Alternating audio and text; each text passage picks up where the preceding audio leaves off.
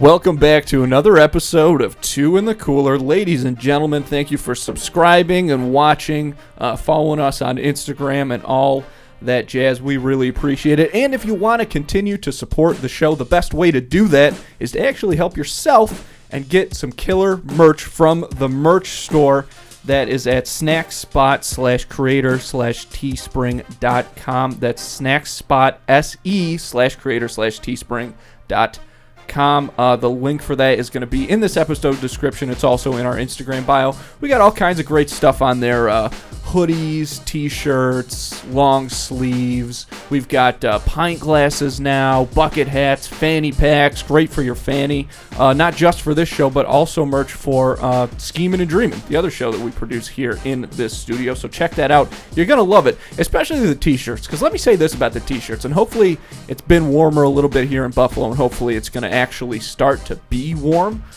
The t-shirts, all I can say is you want them. We've got them, and you want them, because it's tri-blend material, folks. This is not that chunky, uncomfortable brand of t-shirt that a lot of other places use for like fundraisers or just to promote their businesses, where like it fits like a cardboard box and then it shrinks in the wash. Oh, it's terrible. Okay, I would not do that to you people. This is top quality merchandise. Again, you can find that at snackspot.se/creator/teespring.com. Link is going to be in the episode description and in our Instagram bio. Get yourself something that's going to make you look good and feel good. Again, at snackspot.se/creator/teespring.com. North Korea, Afghanistan, the grocery store. What do all three of these places have in common? There are three of the worst places you can possibly be as a human being and try to operate. Chances are you've done a pretty good job at avoiding two of those for most of your life. Good news is you can avoid the third, because with Instacart, you can get not just groceries, but some of your favorite products delivered right to your front door in as little as 1 hour, okay? You no more going to the grocery store, trying to find a spot, wandering aimlessly through the aisles, people ramming their carts into each other. I can't believe how rude people are at the grocery store. It blows my mind. But the good news is I don't have to worry about that, because you can just use Instacart. It's that simple, folks. The best part is right now, Two in the Cooler listeners get free delivery on their first order of $10 or more. All you got to do is spend $10 in Instacart. They'll deliver it right to your front door in as little as 1 hour, okay?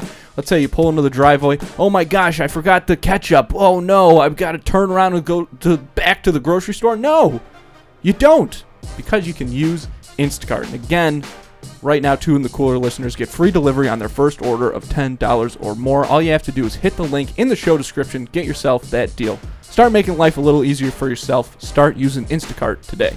And if you're interested in advertising on this show or our twin show, Schemin' and Dreamin', email snackspotsports@gmail.com for details on how you can start reaching thousands of listeners in the Buffalo area and beyond.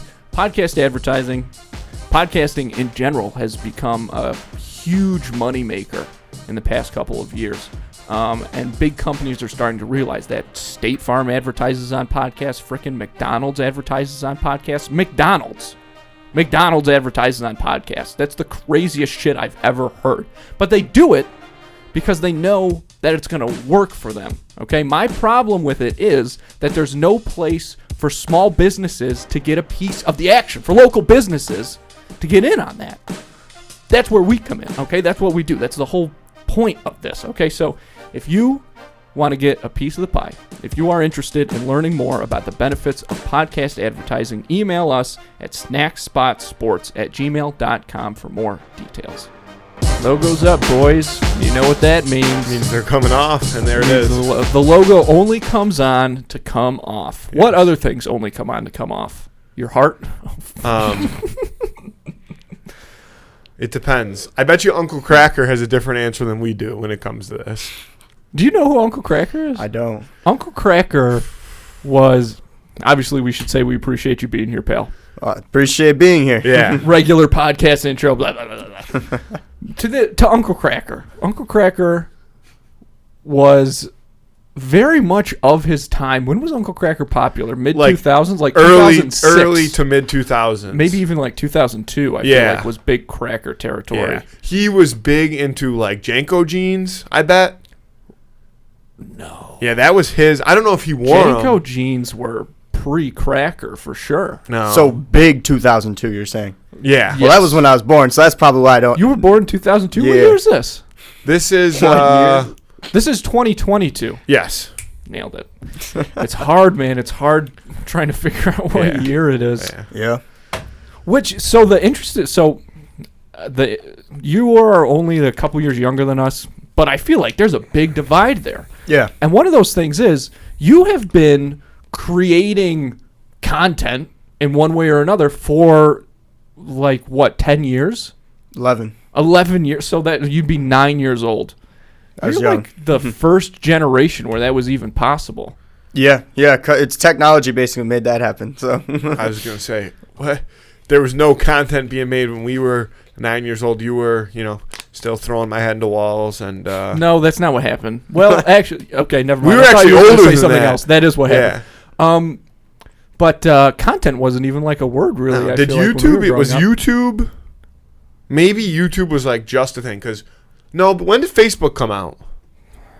About 2009. Christ, I don't know. it probably I bet wasn't you. as big though. No, but like I bet 2008. you- Like That's a good question. Well, obviously, smartphones changed everything, right? Oh, Because yeah. before you had to log on to MySpace, Facebook, whatever. When you needed at a- your family computer sitting in the kitchen. and you needed a camera and you had to be able to upload content from that camera onto said computer, which wasn't a thing that every camera/computer could do. Well, I think that is true. Because also one video used to take up 90% of a computer's storage. Yeah. And now you've got they don't even sell phones anymore that don't have 128 gigabytes of storage. I think the biggest difference with content creation when you were growing up, I guess we were growing up then as well, but some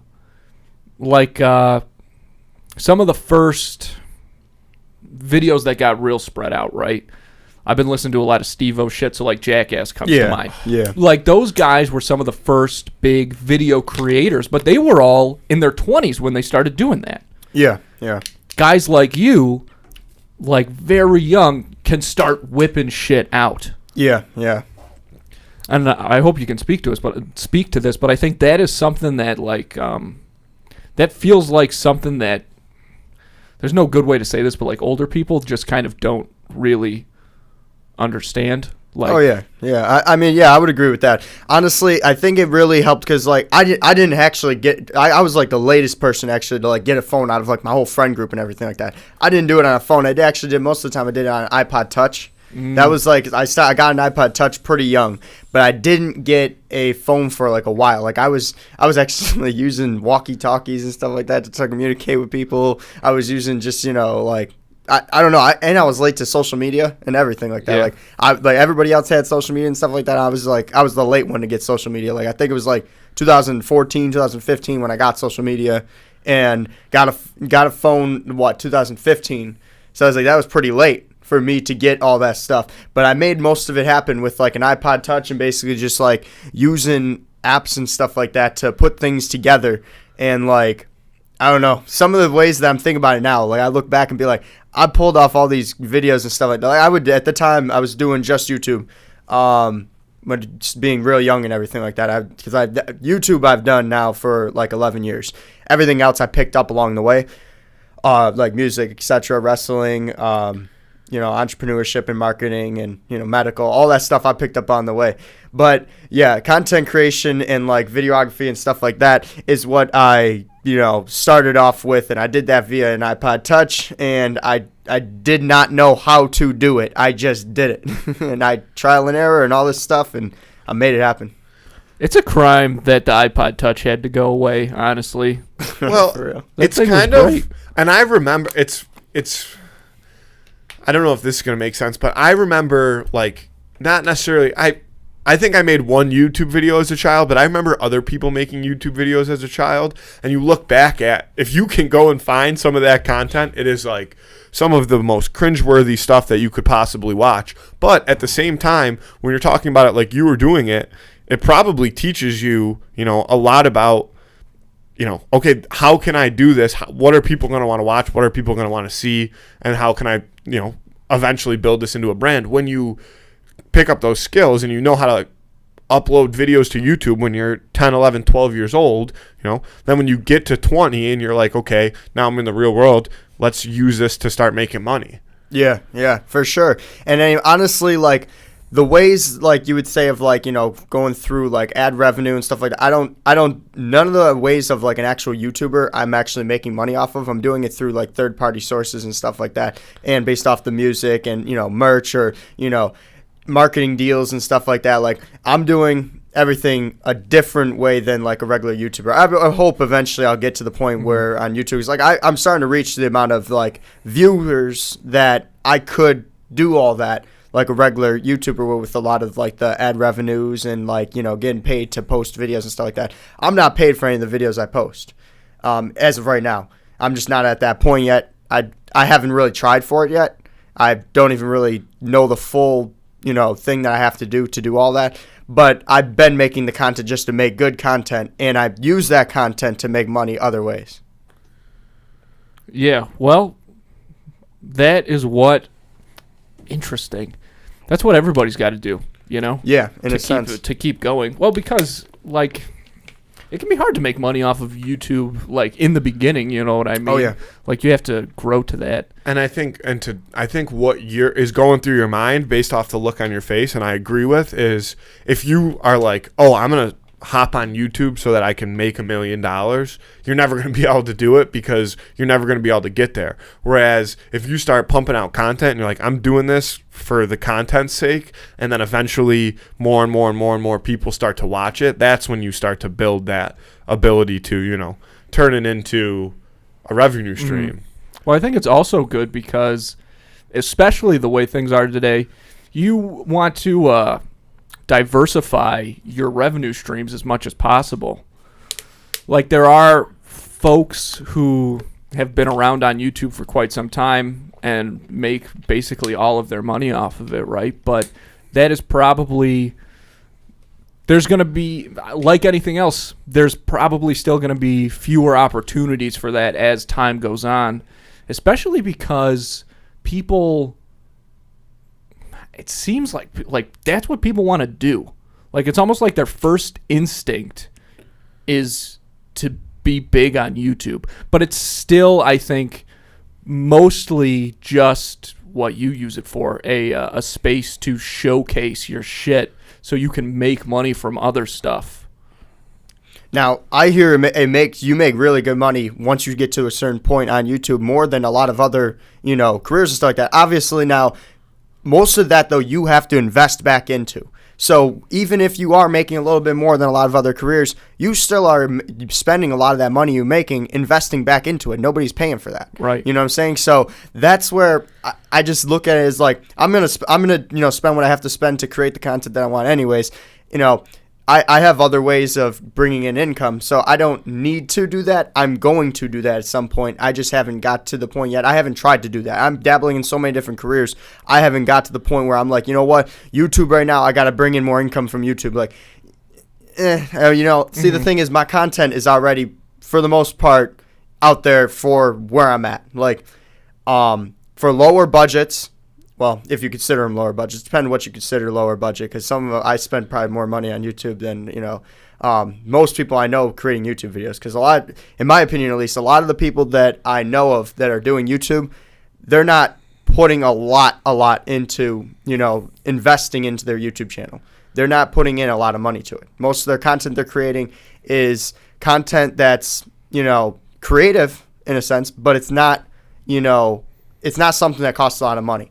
A lot of the videos that I do, they do cost a lot of money. But I feel like that's what makes my content a little different than the majority of the people's content, because I do a little bit of everything on YouTube. I do, like, extreme videos. One of them, we did the 2019 edition of the Pocky One Chip Challenge. We're in a group where a bunch of us did it and everything like that, and I had multiple camera people all filming and everything like that. And the thing that made it different was we all tried going for the Wall of Infamy, which is, if you complete the challenge or whatnot, you can be put onto the Wall of Infamy. So we did it individually. We did a second round, didn't come out yet, which was the redemption video for the people who want to come back and do it, or more people who want to do it.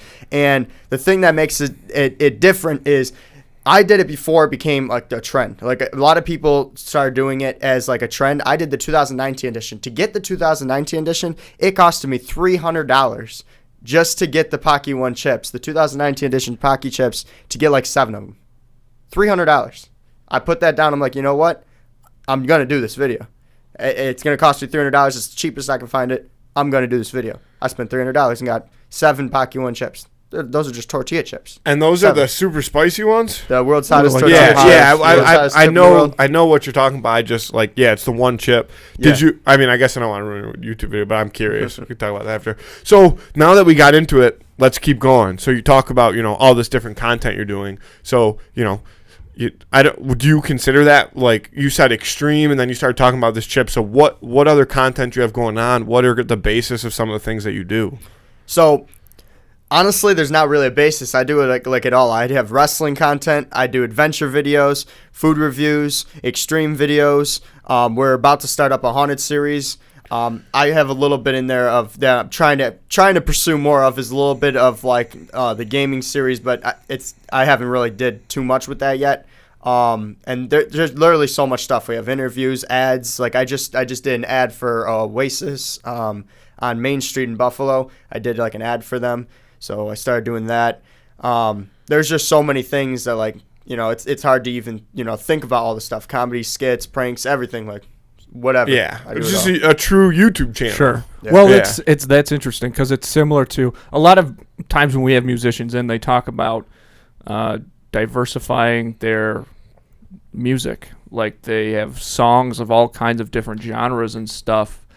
I do that too. Of course. And that's what you have to do, I think, at this point. And it makes sense that people should be doing that across all content that they create, because different stuff is going to hit different people in different ways. Exactly. That sentence almost sounds like it said nothing, but it's basically true, though. Like, you never Very know. true. You have, eyes equals money. Views equals dollars in today's world. And the way to get views is just pump shit out as many different kinds as you can. Try to make it as good as you can. And I think you're right about putting money into things. That's obviously a tough thing. That's a big risk for people. Let me tell you the other way. The other thing is, nowadays is one thing I don't really agree with is people are dropping so much stuff hoping something blows up. I don't like that concept at all, only because you don't have enough thought into, if you're dropping things all the time, you don't have enough thought into that to make something, usually most of the time really, really good stuff, good content, good music. If you're dropping music weekly, if you're dropping videos weekly, the quality is going to probably go down. More than likely the quality is going to go down. But that's where the challenge is, right? Those people who make it are the ones that can produce usually because they have a team. Put the time into it. A team. Yeah. At a certain point, I think that's true. And read the resources. Name one YouTuber that can drop videos weekly that doesn't have a team. I have no fucking idea. Yeah. There's like none. Well, the ones that drop videos weekly. Does Emily count as a team? Yes, of course. Yeah. Fuck. But see my point though.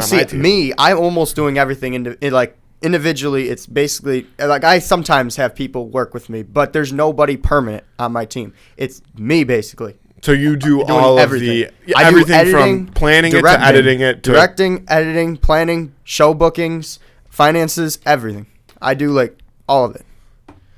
Is that just out of necessity, or do you really like doing it that way? I do like doing it that way because if anything messes up, it's on me.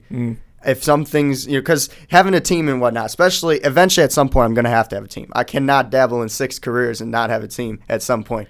It's, because things are I'm starting to branch into success in all of them now. And it's already getting so complicated. I'm doing everything every day. So I make time, 7 hours for everything that I'm doing every single day. Now, that's the only way I could be productive in having that many careers. It's the only way. I also don't take days off. Weekends, holidays, I'm working them always, because content creation, video editing, filming, say podcast interviews like these, you know what I'm saying? Everything. When it comes to, wrestling and training and working out and all that stuff, when it comes to medical, when it comes to learning and education and building up the medical field, I can't take breaks in any of this stuff. Music, I have to progress and get better all the time. I have to keep dropping content. I have to keep dropping music. There's no rest. You can't have the rest like that where you could take like, oh, I'm going to have a week or two off. I can't. I'm doing it myself. Right. You seem to handle that pretty well, though. Like, talking about it now, you don't seem super stressed out about it. You seem very focused on it. You'll crash. Yeah. But I think that there's a lot. I mean, hey, I guess I'm just guessing on this one. But I feel like there's a lot of people that do feel like they need to do almost as many things as you do. But they can't help but feel that pressure.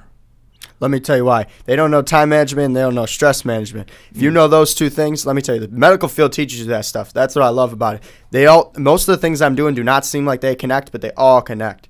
So as I'm learning one or as I'm progressing in one, the other ones I build in because they all come together to an extent. Now, music is music therapy. Music therapy goes into medical. You see what I'm saying? Now, when it comes to entertainment, wrestling is entertainment. Wrestling now is in the thing with content creation and music. Do you see what I'm saying? Everything comes together. I have to learn in all of them. All of them I have to learn. So, I love education. I love learning new things. I like, reading. I love all that stuff. So all those I'm teaching myself things in. I've done courses and other things of, through all different ways, but majority of it I'm teaching myself, and all of them involve education. All of them involve, in a certain extent, entertaining or helping people.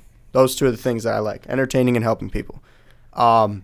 But the thing is, a lot of people, like you said, feel the need to do multiple things.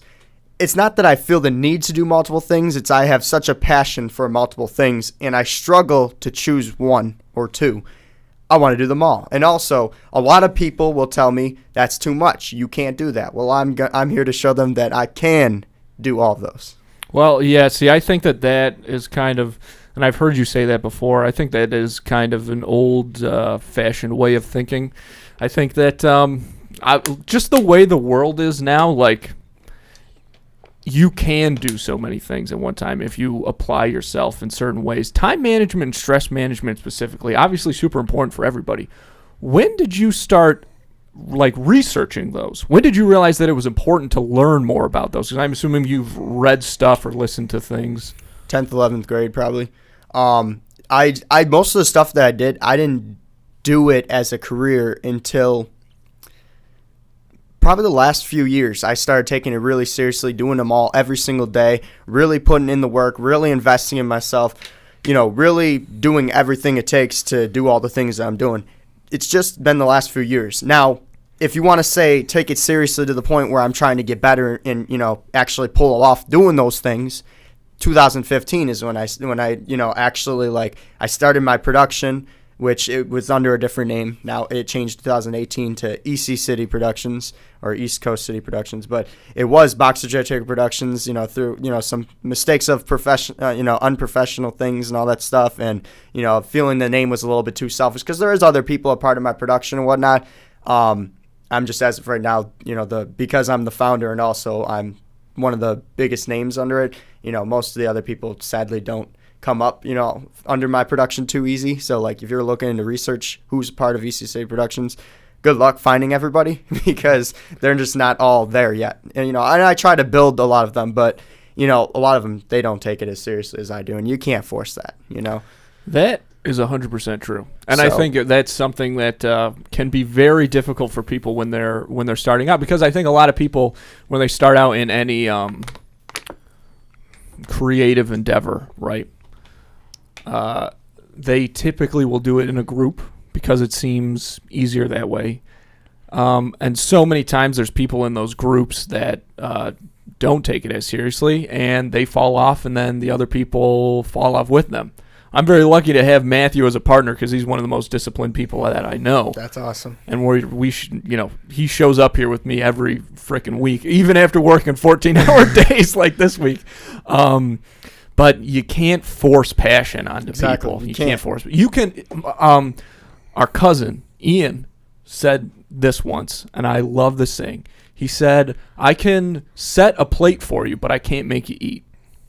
Exactly. Sums it all up right there. And time management is something like I think is so important. And I think even the people that you might look at and say, wow, they are so good at managing their time, even those people have to learn how to manage their time better, right? Like you, for example, I'm sure on a day, and everybody's different, right? Like to me, it's a mental schedule, right? Okay, I know that this is the time that I'm going to wake up.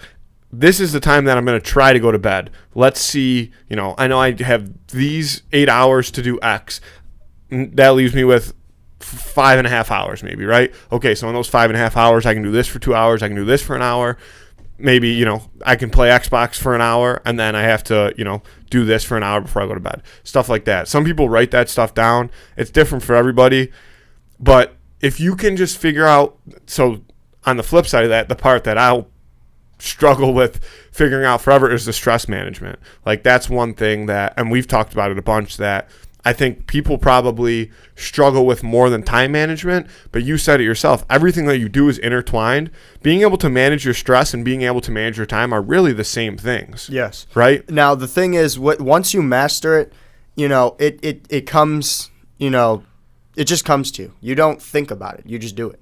So all I have to say is learn it, and it's going to forever be there with you on your journey. So the best way I would say to manage your stress is to not let anything really get to you. Don't let anything, really, like say you got a certain amount of things happening, your bunch of things are due, or say even if you owe money or, whatnot, obviously do your best. Don't stress about it, though, because if you stress about it, I'm going to tell you right now, you probably are not going to get a lot of those things done to the best of your abilities if you're stressing out about it. Your mental state isn't even going to be at its full capacity. You're lowering your mental state. You're putting yourself in a worse mood. You're stressing your body out. You're stressing your mind out. And with stress comes failure. So let me tell you, if you just relax, breathe in, breathe out, big, deep breaths, drink a lot of water, eat healthy, do some cardio. That really helps. And just kind of do what you can do, and don't let anybody tell you, you got to do more, or you're not getting enough done, or you're not paying enough to this or that. Just do what you can. You know what I'm saying? Stay calm, do what you can. If you can make a little bit of time to do, some cardio, eat healthy, get your sleep. You need your sleep. If you, there's been times where I would, back with school and stuff like that. When I was in school, there was times I didn't sleep at all. I would pull all-nighters, studying, whatnot. All that did was the next day make me so exhausted. I started drinking, tons of different caffeinated drinks and stuff like that. And every single day, I would be thinking I'm getting a bunch of work done, but I'm really not getting that much work done because I have to keep going back and checking, all of my work because I'm like either falling asleep or I'm, my brain's just not working properly. But once I started getting more sleep, it was just easier to do my work. It got done faster. Things were going better. Then my mental state started getting better. I felt better. I was being more productive. And, I didn't have to stay up all night. Just relax. Just do it. Do what you can. It's a slippery slope, right? Mm-hmm. You start stressing out, and then you let one thing kind of slide, and then it all slides. I agree. You have to kind of take a minute and just, what I usually do, and I'm not the best stress management or time management by far, but what I usually do is I know I'm going to get this done. So I just got to stop driving myself crazy and come up with a plan. Because I know that whatever is in front of me, I'm going to make it happen. I'm going to make it work. It's a great thing that you touched on about just lifestyle in general, eating healthy and stuff. You put bad stuff in your body, you know what you eat. That's what's floating around. Bad stuff's floating around all over. I can tell you right now, depending on, I love sugary drinks. I love, I like not as much chocolate, but I do like a lot of candies and this and stuff. Not so much pastries and things like that, but I'm just a big I like the sweets that are candies and sugary drinks. But the thing is, every time I spend my day eating more candies or drinking more sugary drinks, I start either crashing where I start getting more tired. I might start my skin might not be as good. I might not feel as good. My vision might not be as good as it could be. And it's just everything, and your mental state isn't just as good as you might even, it might be easier to stress out. And now you're thinking, you're just like, what the heck is going on? I feel like things are falling apart. No, it's because I'm not eating super good. It's literally as simple as that. As soon as I start eating good, drinking more water, basically drinking water is a miracle because it flushes out toxins in your body. And those toxins sitting around and laying stagnant create negative thoughts, create more stress, puts a toll on your body that you wouldn't even know. And it's crazy. You could if you just relax, eat healthy, get your sleep, everything starts to go in a line. And, you just succeed more. It's bound to happen because your mental state, you feel better, you're happier, and you're ready to go and get through your day and go and hustle and do what you got to do. And it doesn't take long for the pendulum to swing both ways, though. Like, if you start improving what you're putting into your body will get used to that, and you'll start to feel better very quickly. Exactly. Inversely, if you go back to eating Taco Bell nonstop, the first time you do it, you're going to feel like shit, and that's the feeling you have to remember. Because this time after that, your body's immediately going to go back to, give me more of this stuff, right? Mm-hmm. Discipline comes into there. Yeah. Yep. It's a lot to manage across the board. And here's my thing too, though, is there is a balance there, For sure. You got every once in a happiness while, is a part of it, right? Every once in a while, you don't want to be miserable. Yes, you gotta munch on some Taco Bell. See, the crazy part is though, a lot of those things, you consume something you really like, but it's not good for you, right? You're only happy for the little moment that you're consuming it. After that, you cause way more suffering on yourself. Yeah. I'm not even joking. You cause way more suffering. Yeah, it's just, yes, it may be worth it, for a minute, but is it really worth it if you're really going to affect your whole rest of your day for something you did earlier? You know what I'm saying? That's just, in a sense, you have to kind of think what's more important. Do I really want to, feel better, be healthier, be more productive, get a lot more done, and in return, all these other things are going to come to me. You know what I'm saying? I'm going to have more time to do maybe something, or I'm going to have more money coming to me because I was more productive, because I was able to pull off getting more things done, or, get further on my journey, whatever it is. You got to think, was it really worth it? Because, most of the time, I don't know. I don't really think it's worth it. I still do it. I can't say I don't. But I don't think it's worth it. But that's also kind of helpful, though, is it just reminds you why you don't do it all the time. And exactly. And once in a while, you get pushed to the brink, and you need that reminder. This is why I quit that stuff. Yeah. Talking about fast food. Drugs don't really go that way. Drugs are pretty bad. But do you have any more to say about this sort of thing, though? No, but what I was going to say was to bring it back, I guess, to where we started. So you're, 9-10 years old, you start on YouTube. What does it start with, and then how does it lead eventually into music and the wrestling and all these other things? What did your videos look like at 9 years old? Well, actually, let me tell you, they were all vertical, not horizontal. Now I create mostly horizontal videos, film-wise. Yeah. But they were all vertical videos of kind of just, they were not bad quality, camera quality and whatnot. But they weren't bad. They were good content. Honestly, they were good content. In certain ways, I wish I had some of the old content that I created because for being so young, no knowledge of it really at all, just doing it, I came up with some pretty good ideas. Thinking back on it, I'd be like, man, I came up with these really good ideas, and I didn't put a lot of money into it. I didn't do much of, it didn't take a lot to do any of this stuff. I just did it.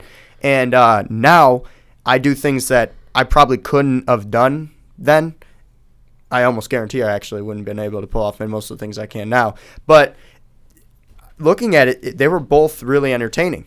The entertainment-wise and the quality of the content was good. Not quality, visual quality and stuff like that, but the quality of the content was good content. That's a big benefit of being young, I think, especially when it comes creative to mindset. Technology. Creative mindset, yes, absolutely. I think there's something that, but also it's not thinking of it as difficult. You know what I mean? Because there's a point when you're young where you see people do things and you're like, well, they're doing them, so that must not be that difficult. And I think that's why like obviously there's a big skill gap when it comes to technology, and age, and I think that's because people of a certain age, when they saw a computer for the first time, it was presented as a big deal and like, oh my God, what is this? And now they're blown away when babies know how to use a fucking iPhone like that. But one, that technology is super intuitive, and if you don't know that it's quote unquote difficult, then of course you're going to be more open to it. Let's say like that. Yeah, I mean, it's user-friendly, I would say. Like, everything can be user-friendly. Especially like, if you're using it all the time. Yeah. There you go. Yeah. But, I mean, if you find, like, some, like, 70-year-old person who can barely connect to Wi-Fi or use their own cable box, you're not going to teach them how to code just because you say it's not difficult. Maybe you would, though. No, you might. That was just a blown out of proportion exaggeration. There's a lot to be put in, I think, the way certain things are presented. Are just presented to you for the first time, like your very first time running into things. And I mean, you can get it more basic with it, like what if your first experience with a dog is them biting you? Then you don't like dogs for the rest of your life. But if you have a good first experience with a dog, then you're like, oh, I'm a dog person. I know what dogs are up to. I know what they like. I know what dogs are. But now that could be changed too, because now what if you had all good experiences and then for a few times you have some bad ones? That might all change. True. But the initial experience, it's helps, basically like it's like a first impression thing, right? You're right. And everybody's probably had a bad experience with technology, and here we are still. Sure, but if our first, I mean, it's hard to remember. No, that's what I'm. No, I know. That's what I was saying. Yeah. Like, especially your first experience with technology is so often like watching something that your parents put on for like something very colorful. You know what I mean? Does anybody really remember their first experience with technology? Like, do you? No, but chances are it was pretty good. I would or entertaining. Well, right, in a way that you. Obviously can't really experience. Backyard hockey was probably number one computer game. Yeah, number one computer game of all time. And I was never. But see, and that's even easier. Like, do you remember that Harry Potter game we had on the computer? Chamber of Secrets for the PC. Absolutely. Like another phenomenal games game. like that. I don't know. I've just never been a story mode kind of guy. I can't do it. Like, if you go previous to that, like Simpsons Hit and Run, Luigi's Mansion, like you're talking old school GameCube games, a blast. Mm-hmm. I could sit there and play those all day. But the thing about those games is there was so much other stuff to do. You didn't even have to follow a storyline per se. I mean, you had to complete missions and stuff like that, but there was no... you could do whatever you wanted in between, right? You could do side stuff. You could not do anything for days at a time if you wanted to. Huh. I wonder... That was totally off the rails. No, not off the rails at all. It's an interesting thing because video games, because of the interactive nature, that's obviously one of the big reasons they've taken over entertainment in such a big way and are going to continue to do that. I remember there was a game, I want to say it was called Alan Wake. People were like, this is a game that is like a movie. And it was really big at the time, but I don't know if that is actually what people are going to want from video games in the future. It seems like even Fortnite is pretty like open world. Like there's a point, but Fortnite's you're not really constricted. And I think that, especially with like the metaverse, if the metaverse takes off, like that's the whole point, is that you have open reign. Yeah, I still don't totally understand what a metaverse is, but it's so crazy that you go in, you pay a bunch of money to live next to Snoop Dogg's digital house, and you hang out. That's the metaverse in a nutshell. Nice. As far Sounds fun. I want to talk about wrestling. It's a league that you've created? Yeah, so I have a wrestling league. It's about 30 people-ish. Changes a little bit here and there. But, I created that in the sense of there's a few things I didn't like about, regular wrestling leagues and whatnot, or even TV wrestling. Like wrestling leagues as far like, are we talking like Olympic-style wrestling, or are we talking about WWE? Mixed between the two. Okay. So it's real wrestling. All the moves are real. Nothing's, like, exaggerated. It's not scripted. There's no planned winners, losers. All the moves are real. Now what's really different compared, with mine compared to others is there's people of all fighting backgrounds going in and doing wrestling moves, and there's no weight classes, which is very different than a lot of like actual wrestling leagues, and no dress codes and whatnot. And some of the rules are a little bit different when it comes to like the types of moves and stuff that you can and can't do. But for the most part, most goes. You can't punch, kick, bite, things like that, obviously. But like chokehold, slamming, whatnot, pinning, all those things are, cool. There's no weight classes. Now, the reason why I don't believe in weight classes for a wrestling league is because now, if somebody, now see, when it comes to like boxing and stuff like that, that's different. You kind of have to have weight classes for reasons and stuff like because of height and reaches and things like that. It's just not fair in certain extents. But when it comes to wrestling, there is some very small people who are really strong. There are some really big people who are really clumsy. There are some people who are just not super skilled. Now, a smaller person who's really skilled and really strong is probably going to destroy a person who's really big and really clumsy and not that skilled. See my point? Now, yes, if the big person slams the little person, there's more of a chance they might get more hurt.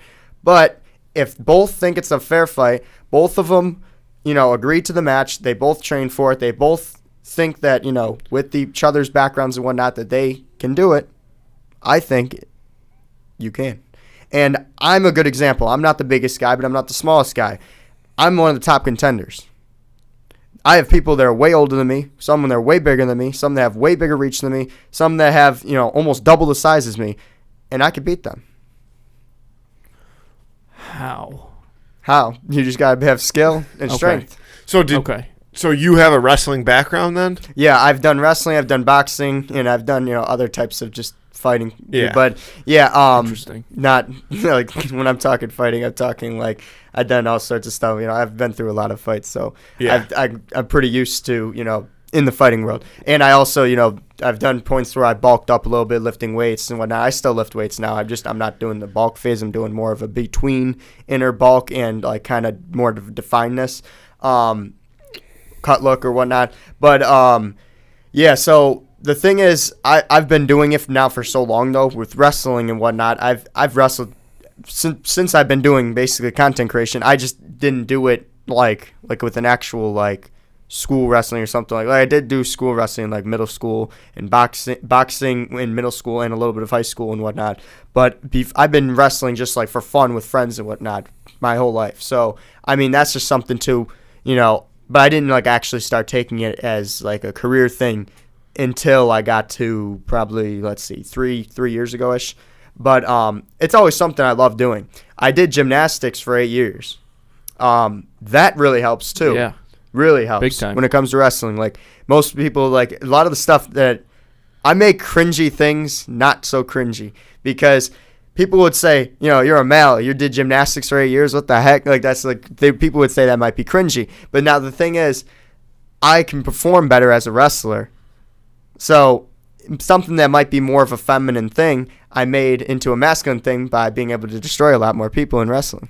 Yeah. So I kind of think that's funny. That's the thing. It's weird. It's always so weird to me when people think of gymnastics as a feminine thing because especially if you watch the Olympics, it's not. Well, like dude, those gymnastics guys are hard as fuck. Exactly. Yeah, People don't understand how complicated it is. It's like ballet. Ballet also insanely difficult. I but saw it doesn't get a lot of TikTok. Interesting. Like it was literally yesterday, and it was some Division I football player like from a big time school, and the caption of the TikTok was like him and the video was like him and his football team, and he's like, we're all out here Division I football players thinking we're athletes, and then we came and watched a gymnastics event, and they're like on the floor like doing like 18 backflips, twisty shits, the Simone Biles style, just flipping around. They're like, how are we calling ourselves athletes? Like all we do is run our heads into each other fucking for 3 hours a weekend. And let me tell you, gymnastics is literally what probably made me as good as a wrestler as I am, only because my balance is amazing. Nobody can barely knock me down. I think I've had 2 people to ever in my wrestling league knock me down. Well, body control as well. Yeah, Just balance, my stance, strength, my balance is insane. Flexibility. I can stand. I can. If I've actually wrestled with handcuffs on before, did good. I've wrestled before, where I, had a bad leg, or after I just got an injury and still was able to pull off wrestling, even with bad balance and whatnot. I was still able to keep my balance pretty well. That's the gymnastics. And also, I'm able to give me a bunch of bars and whatnot. I can climb all over those, flip around them, all that stuff. And I don't even practice that anymore. So that's just like ingrained in me now. It's crazy. So without even practicing anymore, I haven't done gymnastics now for multiple years. It's still all there. It just comes right back to me. So using that in the wrestling and all that stuff, I'm going to tell you, like, that's probably the key thing. I don't even think it was the wrestling that made me a good wrestler. I think it was gymnastics. Oh, without a doubt. I mean, that's the thing is once you have those moments where you realize what your body can do, then it's almost like your body is just finding that out along with you. So then it's like, oh, this is what we can do. Then we're just going to keep doing it, right? Oh, yeah. That all you have to do is realize that or be shown that. So what was, you're sitting there one day and all of a sudden the light bulb goes off in your head. Boom, I'm going to start a wrestling league. How did it get to that point? And then once you had the idea, how did you turn it into, 30 to 30 plus guys, members of this league? Yeah, so there was a period of time where I just was hanging out with mad people and whatnot. So, where it would be like, there might be like 10, 15 people always just chilling with me wherever I go. And, having so many people always around and everything like that, especially, if there's majority guys and whatnot, guys tend to, they tend to want to wrestle sometimes. It just happens. Uh-huh. And, being a content creator, I like to get a lot of good, entertaining things on video. So I just started recording and whatnot. I've done that before in the past, before when I was creating YouTube videos and stuff like that. I've had wrestling videos and stuff like that. But it was just like, I didn't do anything like where a lot of people are. When I was like 3-4 people, I would, do some wrestling with or whatever. But, we had, times where we had like 15, 20 people with us and everything. We just all started wrestling. And you know what? We started getting on video. I started realizing, I'm like, you know what? This is really good content. And you know what? It's really fun doing it. It gets people active. It gets people moving. It gets people doing something. And it's entertaining. And, you get to let a little bit of your, your stress out and anger out in a wrestling match. It's really good. As long as you are mature about it and, you're not going crazy or doing anything, too extreme. But in a sense, it's really good. And a lot of people do like watching it. They do good, the videos of the wrestling and whatnot. So, people seen it. They were like, let's do it again. We started doing it again. Other people were saying, I want to get involved with that. Or, hey, I want to challenge you. I think I could beat you. Or I think I could beat that person or that person. And, we just started getting more and more people involved with it. Got up to about 30 people. And we just like, you know what, let's pursue this. And now at some point, I want to eventually create a wrestling indie promotion and, continue to build off there and whatnot.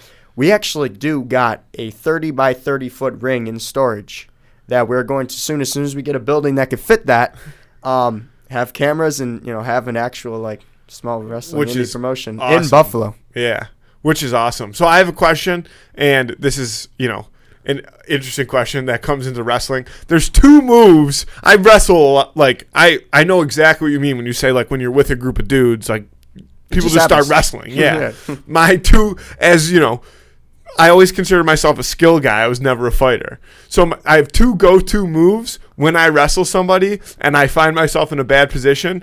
And the first one is the butthole poke, and the second one is the super wedgie. Are either of those legal? I mean, nobody's ever tried it. But the thing is, I don't know.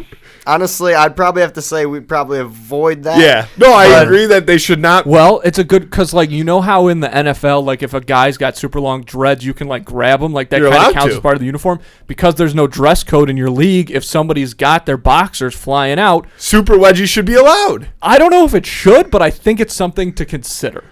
Oh, yeah. Consider it, yeah, but I don't know. As commissioner, Anyways, commissioner, yeah, no. I don't know. Yeah. Honestly, because, I try not to make it in a sense where it's like anything like, I don't know. I like to keep it more to just, fighting and not like, things like embarrassing things. Like, yes. I don't want embarrassing things to be. No, and that's definitely admitting that you're willing to poke somebody's butthole is an embarrassing thing. Yeah, I'm not gonna deny. I'm not gonna sit here and say it's not. But listen, in my mind, if I have to win, I'm gonna fucking win. So no, but obviously that's not sanctioned within the ring. Yeah, no. See, the thing is, like a lot of it's not like super formal, but it's also not like. Yeah, there's rules. It's not free for all. And so obviously when I say that. It's definitely in the joking sense, but that's the cool part, I guess, about, what you're trying to do is, yeah, it's fun, it's entertaining. There's different rules involved that maybe don't fall into the category of like overly theatrical WWE, but also you're not quite a complete wrestling purist. You try to fall somewhere in between where, Yes. You're trying to display skill and you want these people to take it seriously, but you also want there to be entertainment. Yeah, because there's like boxers, people who've done judo, wrestling, street fighting, just weightlifting, MMA, etc. We have a little bit of everything, of people who have backgrounds in a little bit of everything. Some don't even have wrestling backgrounds. They're just, wrestling just because they think they can, which is cool, and some of them are really good. But like, it's very different in the sense, because we might do matches similar to like a WWE. We might do a battle royal. It's not throwing them over the rope though. It's pinning or whatever it is, getting them pinned or to get them to tap or whatnot. So, which in a sense is probably harder to eliminate people doing that. We did do that. We do matches similar to the sense of like a WWE or having multiple people or like a handicap match or fatal four-way. We do those types of matches. But the thing is, we're doing it more like a real wrestling league so when it comes to like skill-based wrestling, but not as strict. So it's very different. Yeah. There's not a lot of people who could say I do that kind of wrestling. And Andrew knows that's my biggest bone to pick with the WWE is that nobody ever gets pinned. Like every time you see somebody get pinned, it doesn't matter if there's an 8 count going on. The second they hit 3 in their words, that shoulder pops off the mat in an absolute second. It drives me fucking bananas because these matches go for It's so funny though. Yeah, it's hysterical to watch. We actually do WWE streams. Really? Yeah, once a month on Fridays. I don't know when the next one's coming up or I'd promote it, but and yeah, that it's like again, we do it for a pure entertainment standpoint. Like a lot of people around all our ages grew up like in the early 2000s loving wrestling, loving WWE. I don't think we ever watched wrestling one time as children. Yeah. Didn't watch it until like a couple months ago when we started it. Yeah. Really? Yeah. So it was like I watched it when I was younger. I stopped watching Yeah. because it, in my opinion, it went downhill. But Yeah. Which a lot of people say, That's but what it the was word is. it was and I don't always like using the word funny, but it was funny for us because that was our introduction to it as, people in their mid-20s watching it for the first time and being like, this is absolutely ridiculous, So but that was entertaining. your initial reaction was it was somewhat entertaining because it was ridiculous? Well, I mean, there's so many levels to it, man. Well, we because also one started gambling on it. Well, I'll tell you, Yeah. yes, which is awesome, but which is obviously so pointless, and that's why I love it. But one of the things I appreciate about it that adds to my enjoyment of it is because it is so, it's all about flair, right? It's all wild. It's all as big as it can be, to the point where yes, oftentimes it can come across as ridiculous, but the fans of the WWE are so passionate. Oh yeah. And I can appreciate that without a doubt. And that's really something because people don't realize, like, Disney, WWE. Like, Yeah. WWE is so fucking massive. Like, that company makes so much money. They have so much shit going on. They have enough, too, that they, I don't know, I can't remember if they're going to, but they could make their own streaming platform. You can watch, if you're a WWE fan, I'm sorry that I keep going They with you, kind but of like, did make their own streaming platform. They have WWE, like there's like a network thing that Yeah. you can, Yep, there's a network which is thing a and- streaming thing of just WWE. and they have like this big deal with Peacock as well. But like, if you are a WWE fan, you can spend every single day of the week consuming new WWE content, shit that you've not seen before. I mean, that's Yeah. very Impressive. respectful. And- It's super impressive. And on the flip side of that, and this is I think perfectly will tie into, kind of what you're trying to do. I consider myself a very new age sports fan. Like, I love sports. I love competition. I consume all sports. Well, not all, but like, hockey and football are probably the two biggest sports that I watch religiously. I watch them all the time. I watch them every day. When they're in season, right? And my thing is, I love skill, right? Like, people that are, I want to watch the people that are the very, very best at what they do. That's what I find entertaining about it, because you watch it and you're like, especially when you've played it or have a pretty good understanding of it. Like, you understand, how difficult it is to be that good at something. But I like that mixed with, baseball is a good example of this, but I'll use hockey because it's what I'm most familiar with. Like, old school hockey, even until 5 years ago, like, they wanted to embrace that skill, but they didn't want to give up any of the tradition, right? Suits to games. Like, these are the rules. This is what you follow. This is a tradition. This is the way it's always been.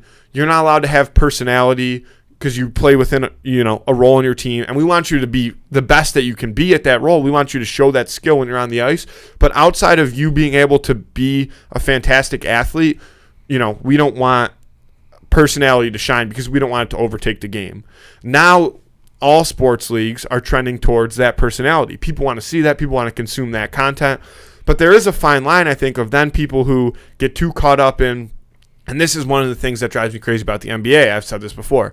The NBA can almost become too theatrical because these NBA players, and it's not a knock on them because they're great athletes, but they become too consumed in themselves, right? They're like, they want everything to be about them all the time.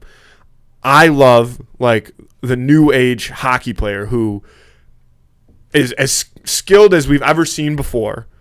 They still love, where the game came from, and they love the team aspect of the game, and that's why they're so good at it. But they also have these personalities and the way that they celebrate and the way that they act and interact with their fans and put their lives out there and provide that entertainment for fans is like the perfect mix to me between skill and entertainment without being too theatrical and without getting too far away from, like, the purest form, if that makes sense. Absolutely. Yeah. There's a little bit of a rant. A little bit of a rant for sure. Yeah. But I had to get at least one shot in. in on some professional basketball players. Yeah. Well, look, I mean, being a Nets fan, I've seen more of that this season than and I am inclined to agree with you. KD. But that league makes so much money for basically all those reasons. Yeah. No, but hockey has the opportunity to do it right though, because their personalities are just beyond unbelievable. Yeah. Yeah, the problem is it's just not a big enough sport. Should we get into the who would win? We should. Okay, yeah, great.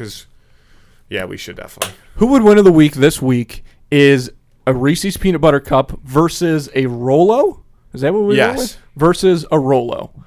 If you don't know, Rolo is essentially like a peanut butter cup, except it's filled with caramel. No, it's not like a peanut butter cup at all.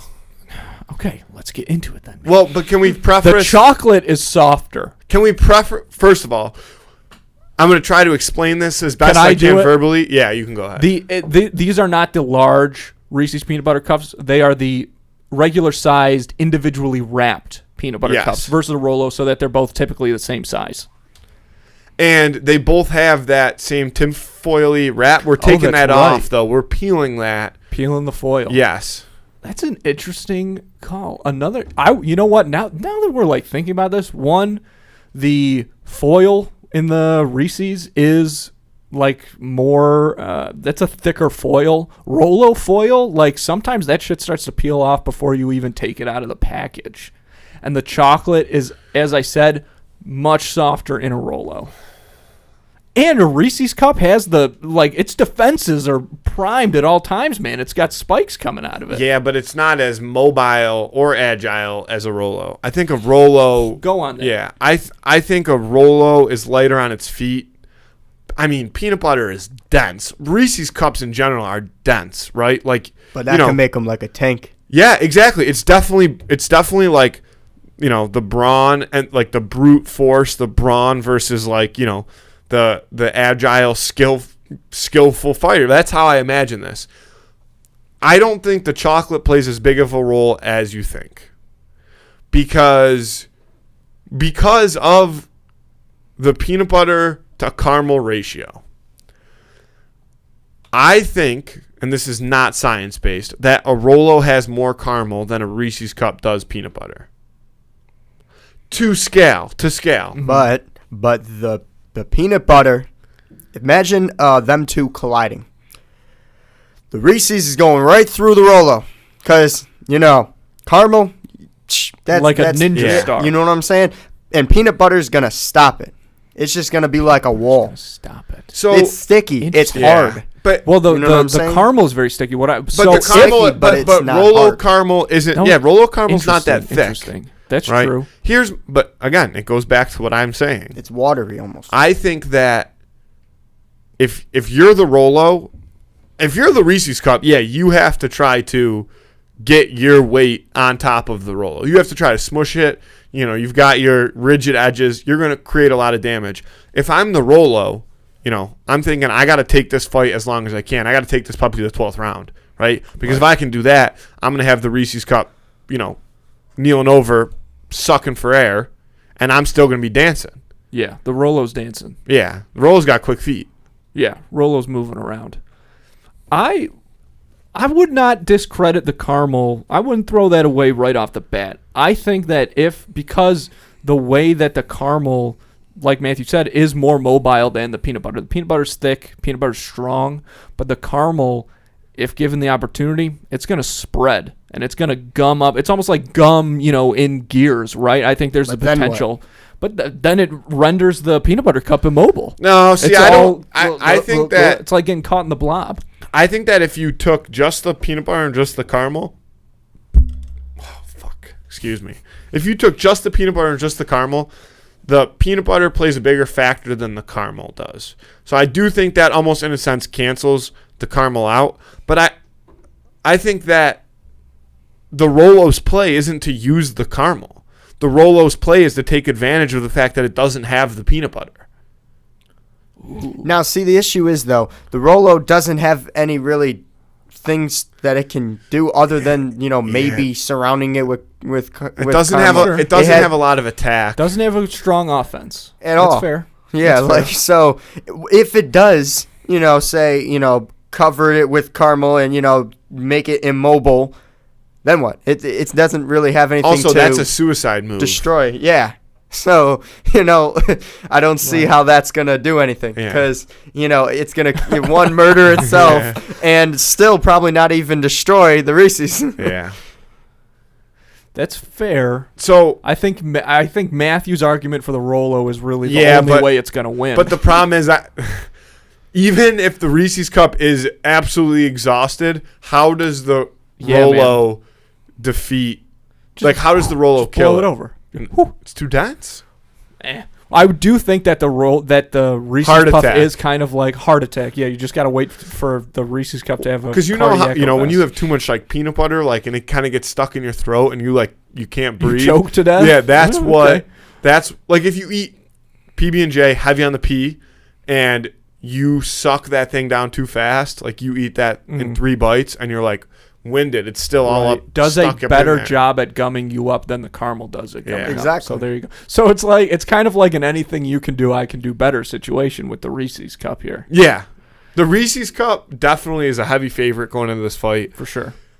I want to take the Rolo bad. I need to either think of or have somebody give me one kill shot that the Rolo could do to the Reese's. The only thing is speed. It's going to be able to roll faster, so it might be able to knock it down. Oh, that's for sure. But other than that, even if it does knock it down, what's going to happen after that? It's not, it doesn't have the Reese's the Cup effects. has impeccable balance. Like it is Exactly. It's So- got a great center of Right, gravity. Reese's It would have to yeah. really, hit it by like a really good angle to knock it down Yeah. and to knock its stance over. Yeah. But then if it does that, what's going to happen? It's got no offense really. Yeah. You know? If anything, it just lets the Reese's Cup catch its breath. Yeah. Oh man, Let me knock you down. Yeah. Get up. I came into this fight thinking there was no way that I was going to let anybody talk me out of a Rolo. Wow. And I've since talked myself out of a Rolo because I can't figure out what the kill shot is. Like, Right, what with is the- the yeah. move that the Rolo does to the Reese's to put it to sleep What its finishing move is. without the Reese's killing itself? And I just don't think that that's plausible. Even if the Reese's gets gassed beyond belief, he's going to have time to catch his breath because in the meantime, what is the Rolo going to do to stop him from catching his breath? Nothing. Right. There's nothing. Yeah. Keep running around the ring. Keep And running yeah, in a that's circle. the thing. It's not necessarily going to have enough time to think of a plan Yeah. while it's running away from the Rolo. So we can go around and lock it in, but Boy, oh boy. Reese's Cups remain undefeated basically across the board. People love Reese's Cups. And they're good. I don't like Reese's. Really? Are you not a chocolate peanut butter guy? I don't like peanut butter too much. Okay. So I don't like Reese's. I don't like chocolate too much. Like there's some chocolates I do like. I like Niagara chocolates, Crunch bars, Crunch bars. Hershey's a little bit. But I'm not super fond of chocolate. So I have to say, if I was going to go for anything, I would have went for the Rolo. But I feel bad. I can't even say anything to defend the Rolo. We all love Rolos. Yeah. We're putting that out there. But this is a fight, man. Yeah, exactly. So it's like I have to go to Reese's because, it just look at it. I know. I'm locking in Reese's. I'm going to lock in Reese's too. What I will say, my last ditch effort, is that Rolos are an underrated chocolate. Oh, yeah. And the reason that I feel that is because it is a pain in the ass to have to unravel every single one. On top of that, like the longer it takes you to unravel and the more unraveling you have to do, the more guilty you allow yourself to feel in between that time of like, oh, I've already had 5 Rolos. Do I really need a 6? And you're thinking about that as you're about to unwrap the next one. So it's hard to eat Rolos, but if, and I think they maybe do this now because they have all those like mini style bags of candy. I think they do sell bags of unwrapped Rolos, but in general, it's just a little. It's like it's how I imagine nuts in general were before they sold like pre-shelled nuts. Got you. Like pistachios. Like pistachios. All right, before we get into pistachios, what? That's a 3-0. I'm going to get before you get into pistachios. That's a 3-0 sweep. Reese's over Rolos. All right, Peter Rolos. Vote on that on Instagram on Friday. Who would win of the week? My last statement about pistachios is... And your first. Yeah. Yeah. Like, this is going to sound like very stuck up of me, but I physically cannot. Pistachios are an expensive nut, okay? And you can reduce that cost by buying them unshelled. I will not go to a store and buy a bag of pistachios unshelled. I will buy the shelled ones. I won't buy the store brand. I won't buy the name brand just to, try to save 30 cents there. But once you've eaten pistachios out of a bag that are unshelled, you can't go back because I consume pistachios like a handful at a time, like Cheez-Its, like full mouth of pistachios. And if you were to try to do that with a bag of shelled pistachios, it would take you about 45 minutes just to get a comparable bite of pistachio. That's all I have on pistachios. So wait, you said that you get the ones that are shelled? Mm-hmm. So why are you getting the ones that are shelled? I get the ones that are already out of their shell. Oh, okay. I thought you said that you get the ones I get that the are shelled. shelled ones, not the unshelled ones. Because the unshelled the unshelled ones don't have a shell. No. The unshelled ones haven't been shelled. What? No. Yes. Okay, maybe that's what they have, but that's incorrect on their Okay. part. So if a pistachio is in a shell. We know what you're saying. No, but I need to say it again. But it's wrong. If it's not wrong, it's wrong on their end then. That's up to Big Pistachio. If a pistachio is inside of a shell, yeah, the pistachio itself is unshelled. Say that one more time. Yes. No. Say that one more time. I know. But listen to yourself. Do you know what it's called when you take a pistachio out of the shell? It's called shelling a pistachio. Oh, fuck. No, that's accurate. Yeah. So a pistachio that's still in its shell is an unshelled pistachio. Oh, fuck. No, he's talking about it like that. Okay, that makes sense. That's stupid. Yeah, exactly. That's fucking dumb. That's fucking high-level education right there. God damn it. I'm over here playing checkers. You already kinged me or whatever. Checkmate. We got it. Yeah. Jesus Christ. All right, pal. Listen. Before we go. I'm free to check the king. From Harry Potter. Harry Potter reference. Sorry. Not me, not Hermione, you. Yeah. Before we let you get out of here, let everybody know where they can find you. Everything across the board. Well, basically everywhere. And if I'm not on there, as of right now, I probably will be at some point because the amount of things that I dabble in just keeps expanding. So You know, I'm already, you know, getting into things. I was like, when did I decide in doing this? I was like, What's the name of your current YouTube channel? All right, so I got two. I got Okay. EC City Productions, but you can, again, I'm going to tell you the easier way to find me. You know, you can look that up, and I will come up first, but I'm going to tell you the easier way to find me. Just look at my name, Jertaker. Both of my channels come up right away. So Jertaker, no spaces. But EC City Productions is my music channel, basically all music stuff. Except for some things, like there's not like behind the scenes I don't put on. It's basically just the music videos, audio videos. That's about it.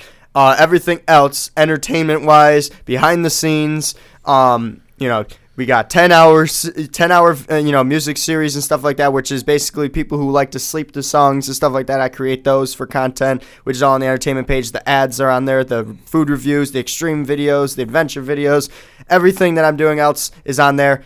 You know, or collaborations and stuff like that. I'm on other channels too. But look up Jertaker on anything basically, and if I'm probably the first thing that comes up on everything, you know, because I've been doing this for a while, so I'm pretty established. But yeah, so look up Jertaker. I come up on everything. I'm on Instagram. I'm on SoundCloud. I'm on Spotify, iTunes, YouTube, Audio Mac, Reverb Nation. You know, the list goes on and on There and you on. go. And on. It's the easiest way to do it. Just type look it up in. Jertaker or Google me. I come up on there too. So There we go. Cool, man. We appreciate you coming on. Thank you for sitting down talking with us. Thank you for having me. It was Yeah, great. cool, and man. and I have to say, you know, you're one of those guys when people hear you talk where I feel like they listen to this episode, and if they're sitting there like eating a bag of chips while they're listening to it, they're like, "Fuck, I have to get up now," right? Because I got to start wrestling. you know, and you're so self-aware about it too. You're like, you know, I have a million different things going on, but the reason that I have a million different things going on is because they're things I'm passionate about. Oh, yeah. And I'm not gonna let these things that I enjoy doing and I care about fall by the wayside and be another empty Instagram page. Like Andrew likes to You're a say. shark, man. You got to keep swimming or you die. Yeah. There you go. Credit to you on that.